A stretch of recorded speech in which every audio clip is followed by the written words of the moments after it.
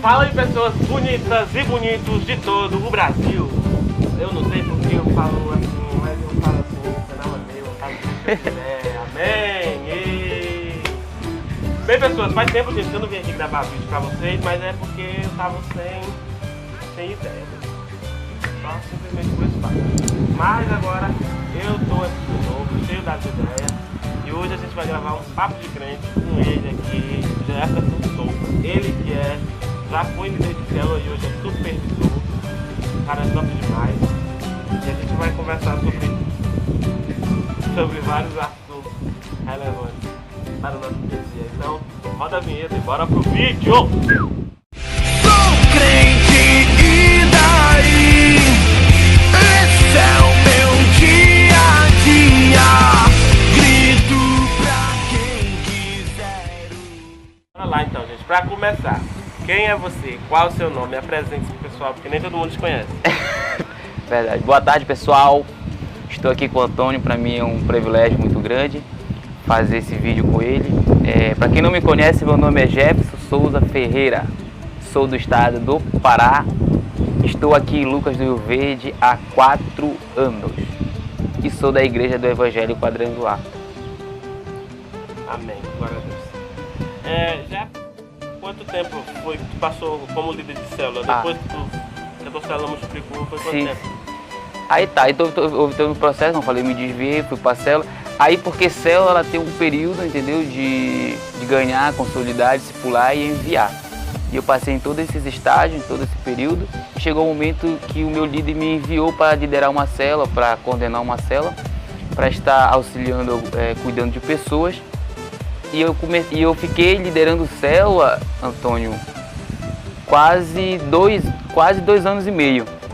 Aí, porque para a pessoa chegar a um supervisor, a pessoa tem que multiplicar 4 células para ele se tornar um supervisor. E eu consegui enviar 4 líderes e me tornei um supervisor. Então eu acho que em torno de 2 anos e meio eu parei de liderar a célula. E qual a diferença de um líder de célula e de um supervisor de célula? Eu não vejo diferença nenhuma entre um supervisor e um líder de célula. A única diferença que tem é porque o supervisor ele vai cuidar dos líderes. Ele vai não só dar atenção por líderes, mas o foco dele é cuidar dos líderes, que ele multiplicou, que ele gerou, que saiu das entranhas dele. Então, e a diferença de um líder de célula é que o líder de célula ele cuida dos discípulos, entendeu? Essa é a única diferença que tem, mas é a mesma coisa, dá no mesmo sentido, cuidar. Quantas células você supervisiona hoje? No momento eu estou supervisionando 6 células, no momento, mas como a nossa rede está com 25 células, vão levantar mais supervisor e eu acredito que eu vou começar a supervisionar 5 células, porque já 6 células para mim supervisionar já fica um pouco difícil, porque eu não consigo, porque uma vez por semana eu tenho que estar em cada célula para estar auxiliando o líder e para me estar analisando como é que o líder está desenvolvendo a célula e como é que ele está fazendo a célula. Então, fica difícil, senão para mim... Todas as células aqui, normalmente são no sábado, isso, normalmente são no sábado e 6 horas da tarde. Aí no caso, por exemplo, para mim numa célula, para mim voltar naquela célula vai ser depois de 1 mês e pouco. Aí fica difícil eu supervisionar muitas células.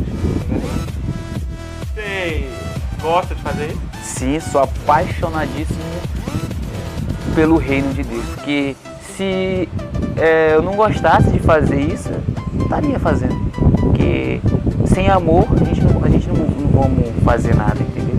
Eu amo fazer célula, sou apaixonado por célula, e se você não é apaixonado, se apaixone por célula, pela essa visão, que é um meio muito fácil da gente ganhar almas e cuidar de pessoas. É um privilégio para nós cuidar de pessoas, é um privilégio estar no ministério cuidando de vidas para o Senhor Jesus. Quem era o Jefferson antes da conversão? O Jefferson era uma pessoa que dava trabalho? Pessoal, Deus é maravilhoso, Deus é lindo.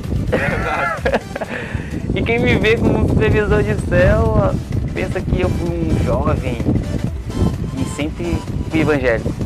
Mas não. Eu tive essa impressão quando eu conheci. Muitas pessoas têm essa impressão quando me veem.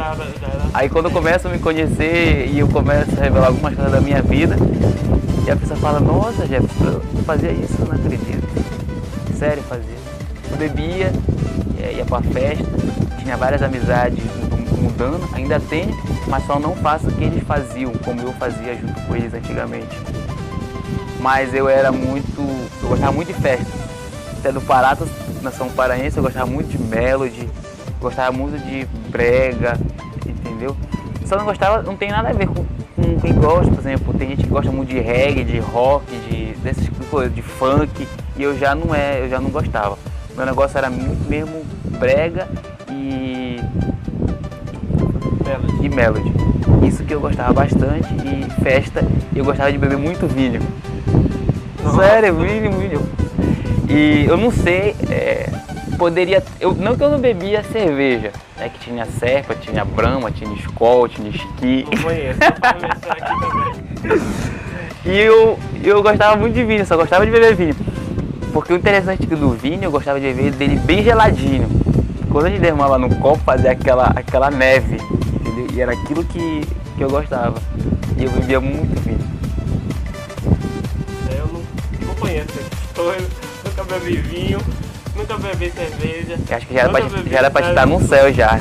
Já era pra Deus ter te arrebatado. Olha, pra ter ideia de uma coisa, eu sempre fui tão medroso com essas coisas de bebida alcoólica. Uma vez eu cuspi na cara de uma menina, porque a gente tava na passeata daquelas pra políticos, sabe? Uhum. E aí, a gente tá lá em cima do carro lá pulando, a alegria lá, apoiando o vereador da época lá, o prefeito aliás da época.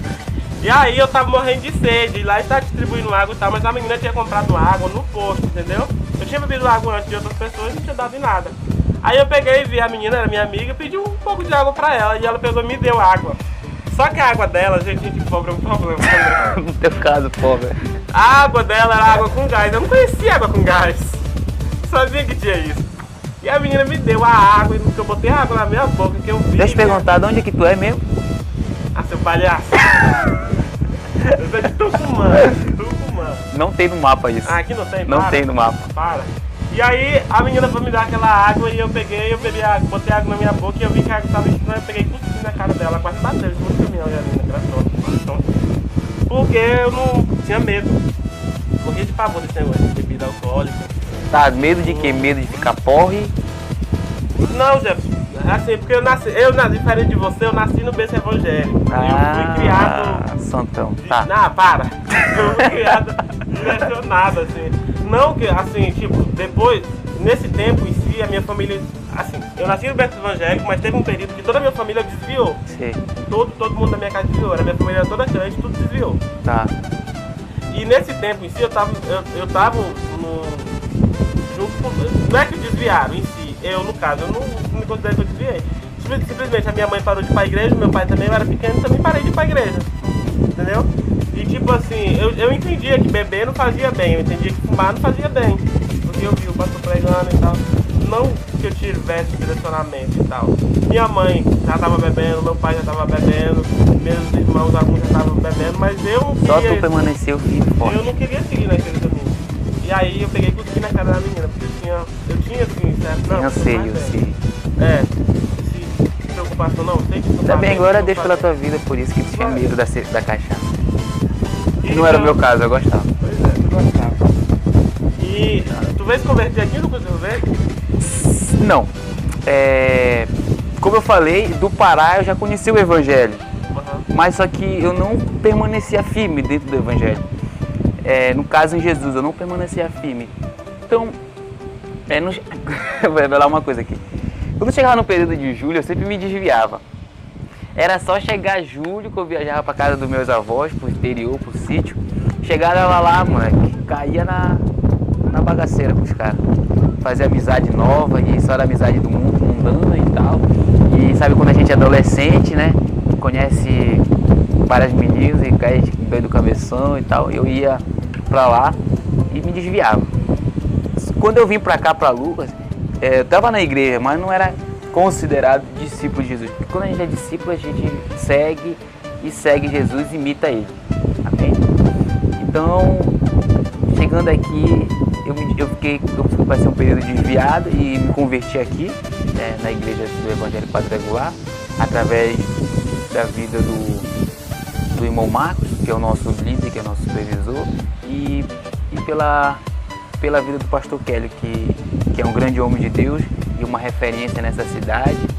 E foi através dele que Deus usou a vida dele, e hoje eu estou na presença de Deus. Agradeço muito a Deus por essas pessoas que Deus ter colocado no meu caminho, para me ter conhecido e ser o que eu sou hoje. Quando tu voltou para Pará, tu voltou de férias lá para passear e tal, os teus parentes, os teus amigos antigos, eles perceberam a diferença do Jefferson que estava lá para o que veio Sim, aqui? perceberam bastante. Porque eu lá na igreja era um Jefferson calado, um Jefferson, como posso dizer, um Jefferson morto dentro da igreja. Eu não dizia nem A nem B. Dizia que eu nem atrapalhava, nem também nada. Não acrescentava. Não acrescentava nada, mas estava lá. Quando eu voltei diferente. Voltei um Jefferson com ousadia, um Jefferson com intrepidez, um Jefferson mais comunicativo e com a mente mais aberta para o reino. Então eles perceberam isso na minha vida e eu mudei muita coisa, né? De pensamento, de mentalidade, totalmente diferente. A que eu tinha lá era diferente da que eu tenho hoje aqui, do jeito que eu penso. Lá na igreja que congregava lá, tinha visão lá? Era a igreja quadrangular também? Sim, não. Lá era missão integral. Foram os pastores que se reuniram e fundaram a igreja Missão Integral. Mas é uma bênção. Foi lá. Tem visão celular? Tem visão celular, só que eles usam o nome grupo familiar. Entendeu? Mas a função é a mesma. O intuito é o mesmo, que é cuidar de pessoas, de vidas. Entendeu? E agradeço a Deus também pela vida dos pastores de lá, que foi de lá que eu comecei a ir para a igreja, conhecer Jesus Cristo através da vida deles. Qual é o nome do pastor? Antigamente, através do pastor que eu, quando estava me congregando, que tomava conta dos rebanhos lá, era o pastor Ferreira. E daí, hoje em dia, o atual lá, o titular, o pastor de lá agora é o pastor Sandro. E família? A tua família era toda cristã? Não. Não considero minha família toda cristã. Da parte dos meus irmãos, e fala família, negócio de pai e irmão. Pai, mãe, irmão. Tá. E o meu irmão lá do Pará, que se chama Gabriel, ele tá firme e forte na visão também, no reino, focado. Eu digo não que eu não seja apaixonado pelo reino, mas eu digo que o meu irmão Gabriel, o caçula da família, ele é 2 vezes mais apaixonado pelo reino do que eu. Isso eu tiro o chapéu para ele, mas ele é a bênção de Deus, que ele continue sendo usado por Deus. Eu acredito que ele vai ser um pastor. Glória a Deus. E minha mãe é evangélica, minha mãe é da Deus e Amor, tenho nada contra, cada um segue, fica no lugar onde gosta. Verdade. Grande. Mas a minha mãe é de oração, né? É Jesus, na verdade. É Jesus. Eu parei de olhar para a igreja como placas. Sim. Entendeu? Eu vejo a igreja como o corpo de Cristo. Nós aqui estamos aqui representando Jesus. Seja Assembleia, seja Quadrangular, seja a pessoa. Estamos falando de Jesus, entendeu? Ainda também tem esse espírito de individualidade. Não, nós vamos, meu fulano é melhor que alguém. Não, nós vamos pro céu, fulano não vai. Então tem essa coisa também. Mas eu parei de olhar assim, eu vejo a igreja, o corpo de Cristo, que está falando de Jesus, está levando a mensagem, entendeu? Então globaliza isso.